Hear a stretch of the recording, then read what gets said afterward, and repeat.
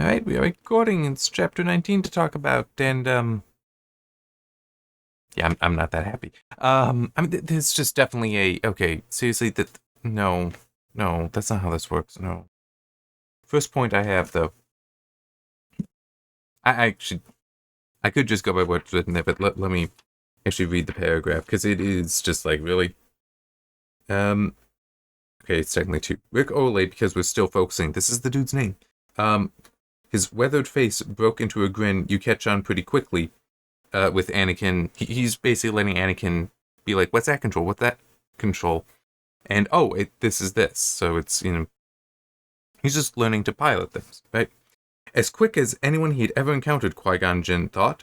That was the reason Anakin was so special. It gave evidence of his high midichlorian count. It suggested it knew that he was the chosen one. What? The kid's adept at learning pilot controls. That makes him the. Are they just trying to say that the midichlorians make you intelligent?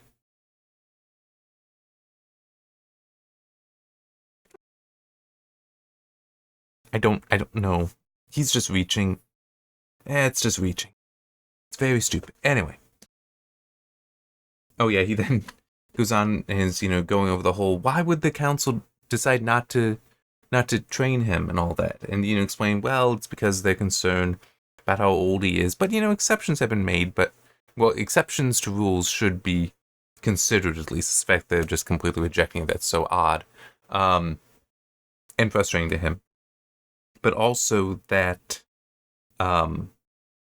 they're concerned about his emotional attachment to his mother, which we know later events do show that, yes, cause for concern there. But it's like, they feel, oh, well, we can't do anything here. He's always going to have that stuff because that has to be solved within, not externally. And it's just kind of funny because reading that, I'm just thinking, I can't hold this against the book, but it's like, given how real life children are manipulated, including into hating their own family, this is not as valid an argument as it would have been in 1999 when you're reading it, at least to some people.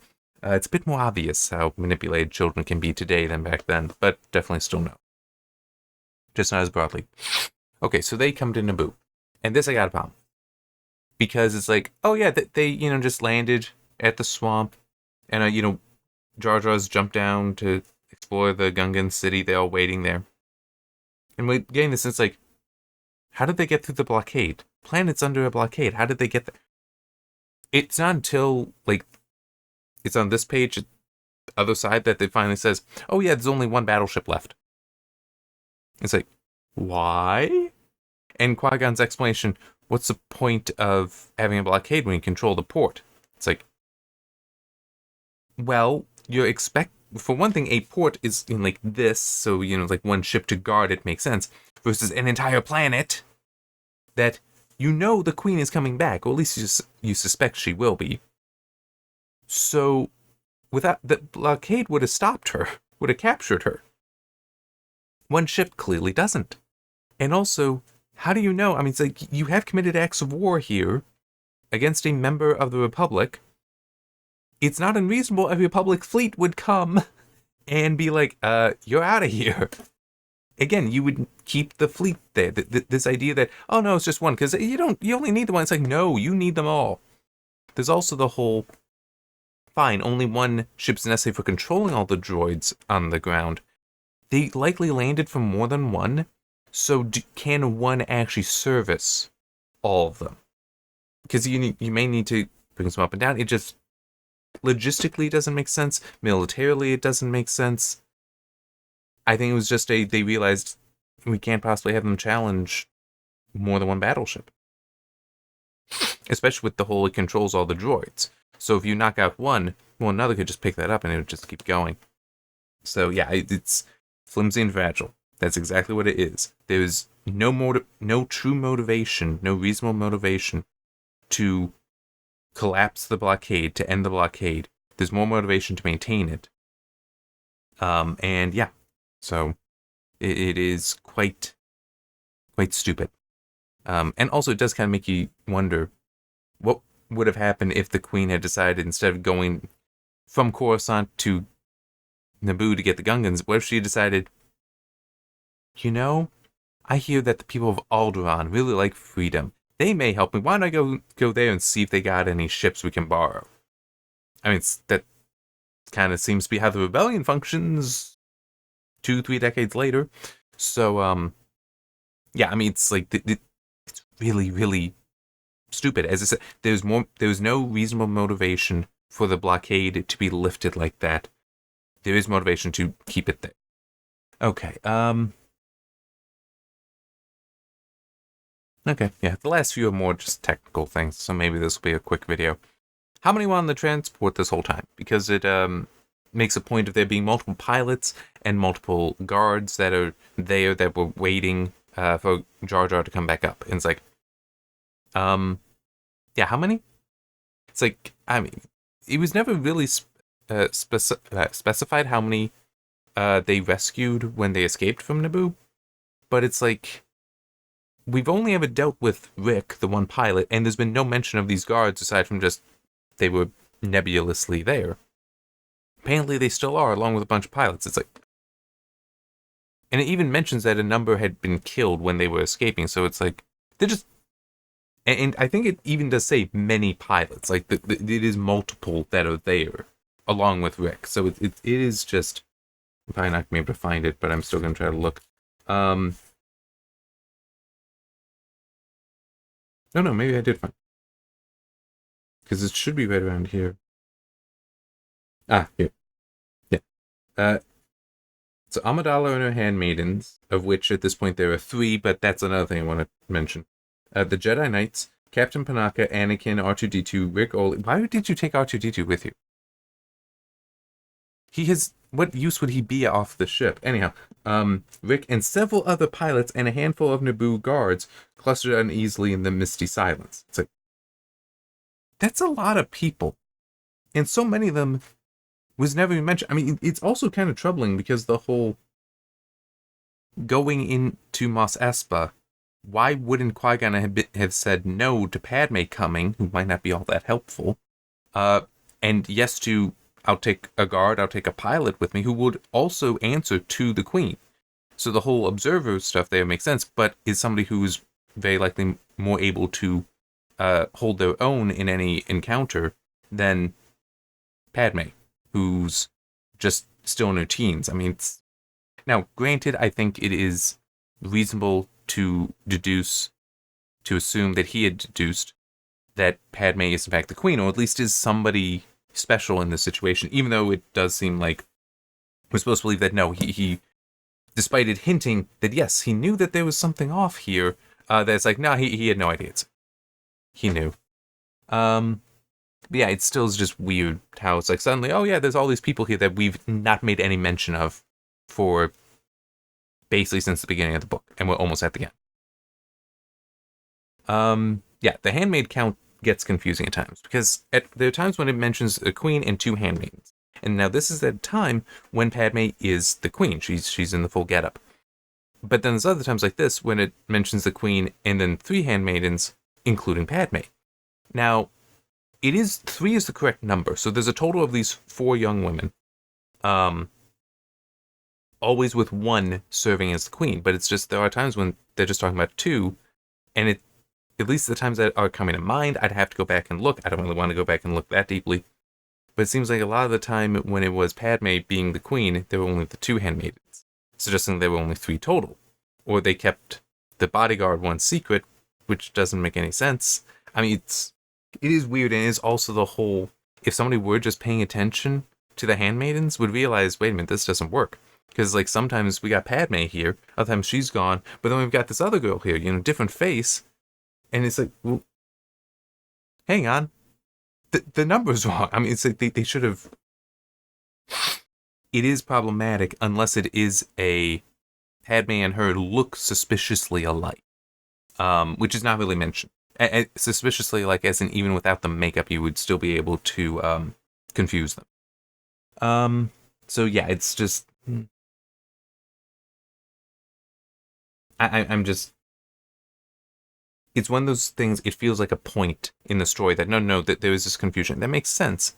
Well, the confusion between Padme being the queen and Padme being the handmaiden, that confusion there was just, point of the story, an important point of the story, but at the same time, it's like, yeah, we're totally just not going to make this actually reasonable when he's stopping, and consider that you'd have to constantly keep their faces hidden, except for Padme, because Anakin frequently recognizes her. So, I mean, and Rebe, too, because basically, whenever Padme isn't around, Rebe is the one that would tell Anakin, "No, I'm sorry, but I'll let her know," or something like that. So, yeah, um,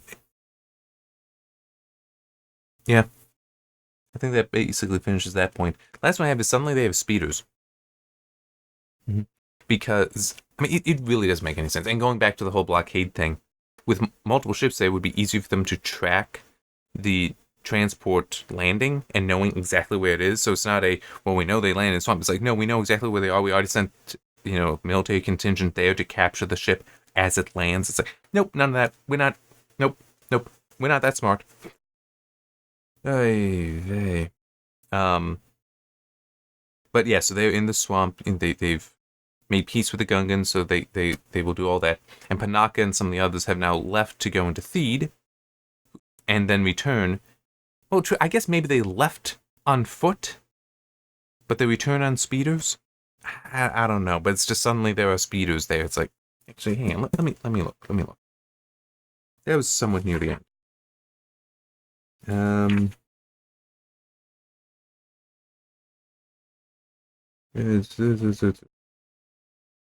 Yeah, they come in. Everyone turned to watch a squad of 4 speeders skim over the flat. So we know there's 4 speeders.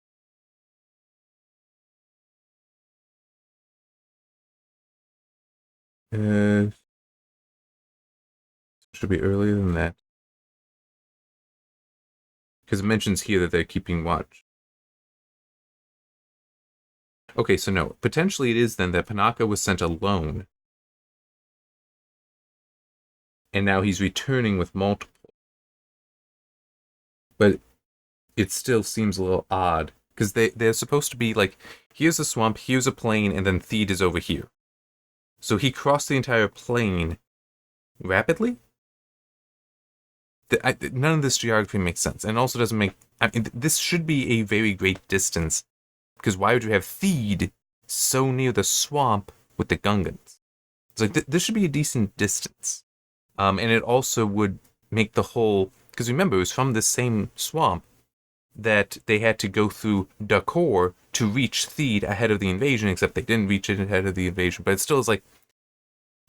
None of these distances make any sense. It really does seem like, when being written, no one, like, took...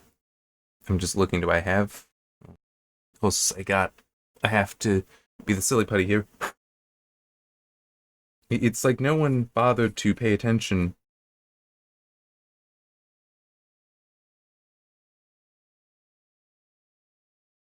to the fact that a globe, it's like from here to here is a very great distance compared to here to here. And going through the core only makes sense if you're going like from here to here. So yeah. It's one of those things I've said before. I'll say it again and again and again, in part to myself, when I'm doing science fiction work and such, that planets are big. You need to respect that. So's the universe, so's the galaxy, and that's another thing that seems gets forgotten. Yeah, I'm basically done on this stuff, but I will mention, last time I was watching through the Star Trek movies, just how often, mainly in the original cast movies, that, oh yeah, we're returning home under impulse power. It's like, you are? So, you're gonna get there in how many centuries? Impulse power maximum speed is actually half the speed of light. That is pretty sure canonical. I think that there are times when they've mentioned boosting it and it gets a little bit above that, but that half is basically where that normally is. It's also funny when they talk about how, oh yes, we can't use warp inside of a solar system. It's like, our solar system is about a light year across. Guess what? You're using warp if you want to leave. It's